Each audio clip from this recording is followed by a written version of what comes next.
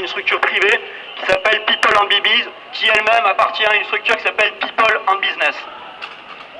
Et on sait qu'un des objectifs du gouvernement est d'élargir toujours plus le marché aux entreprises privées, dont la finalité est loin de l'épanouissement des enfants, de réaliser des profits sur le dos des salariés sous-payés et précarisés.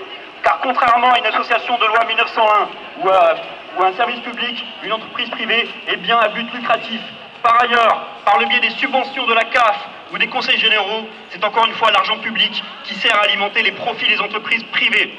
Il y a un exemple, celui que je viens de citer, qui illustre particulièrement bien cette politique de privatisation de la petite enfance, celui de la société People and Baby, qui a été créée en 2004.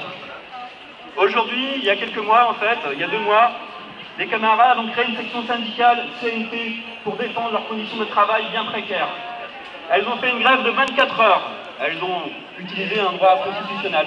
Le lendemain, elles étaient virées comme des malpropres.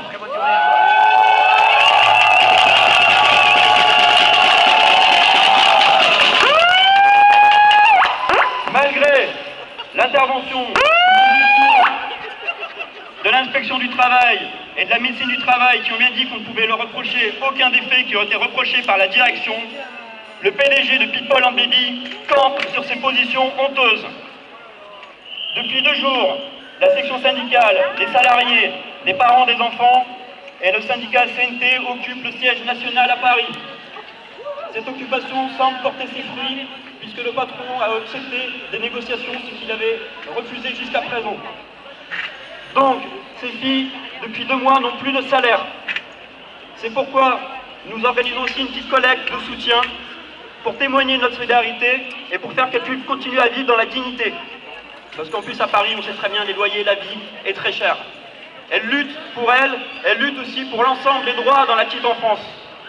Et il est important pour nous de faire ce témoignage, de montrer notre solidarité et donc de participer aussi à cette collecte en soutien.